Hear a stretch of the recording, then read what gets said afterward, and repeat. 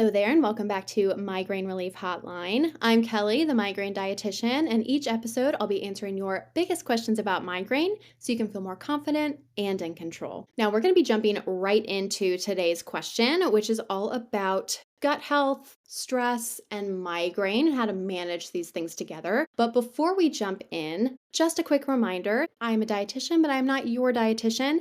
Everything in this episode is for educational purposes only, and please be sure to check with your healthcare team before changing anything in your routine. So today's question is, I've been under a ton of stress and my digestion has been off for a while. I want to support my gut, but it all feels so overwhelming. Where do I start? This is such a good question and so relatable, right? For a lot of us, stress really hits the gut hard and we really feel the effects of it. And sometimes it can be hard to dig out of that hole. Plus, we know how important gut health is for migraine. So it's really smart to be thinking about things like this. So let's simplify this and focus on what you can start with to begin digging yourself out of that stressed out gut hole. Step one is starting with your nervous system. Your gut is directly tied to your stress response. So if your body still feels on edge, if you're still feeling stressed, even if you're not in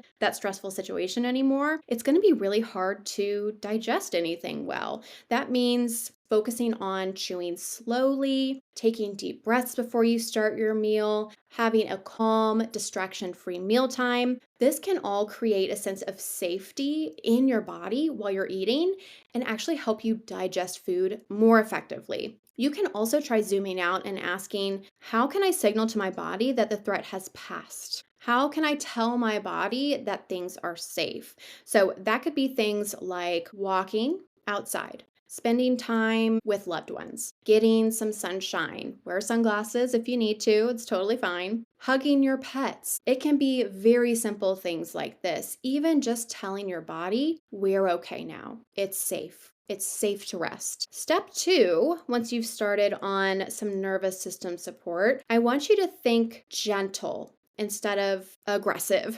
So what I mean by that is you don't necessarily need a cleanse or a reset to get back on track with your gut health, especially if you've just been through a stressful period. That's probably the last thing that you need, because while cleanses and things like that can be necessary sometimes, like if you truly do have a problematic parasite or yeast overgrowth or something that we have lab testing to back up, sometimes you do need to do some cleansing. But if you're just trying to recover from stress, the stress of doing a cleanse is going to make you feel worse. So rather than being aggressive, we want to try and soothe and support. So this could look like adding in some bitter tasting foods with your meals, or drinking ginger tea or fennel tea, or slowly increasing the amount of fiber you're eating, because we want to get like 25 to 30 grams a day.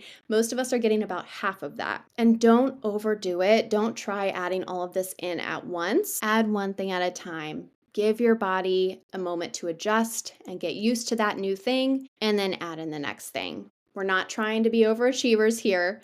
We want to be gentle and take baby steps. And then another thing that I would focus on, and this would be step 3, is to focus on rhythm before perfection. Now, what I mean by this is stress often disrupts our routines, right? So before you go trying to fix your gut with like a million new supplements or this huge new protocol or trying to eat perfectly, ask yourself, am I eating regularly, right? Am I covering the basics? Am I eating 3 meals a day and snacks as necessary? Am I hydrating? Am I actually getting like 60 plus ounces of water a day? Am I having my electrolytes? Am I getting outside when I can?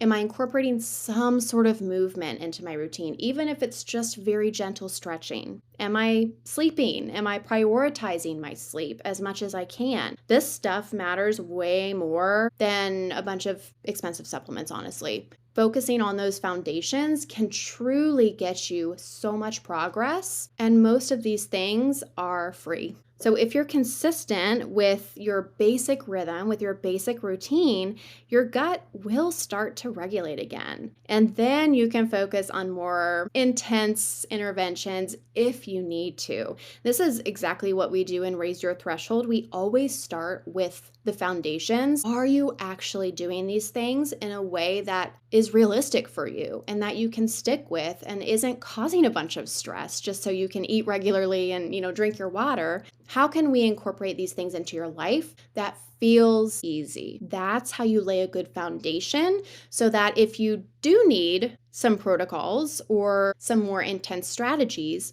your body can handle it, right? Because you've got that foundation. So you don't have to do everything all at once. In fact, I would try not to.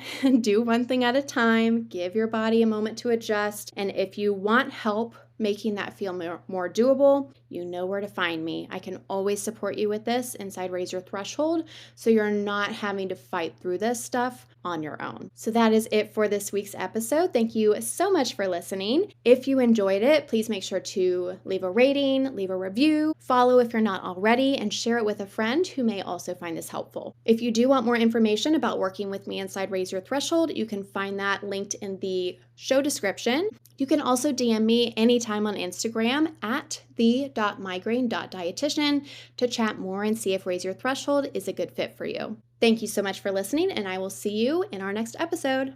Bye.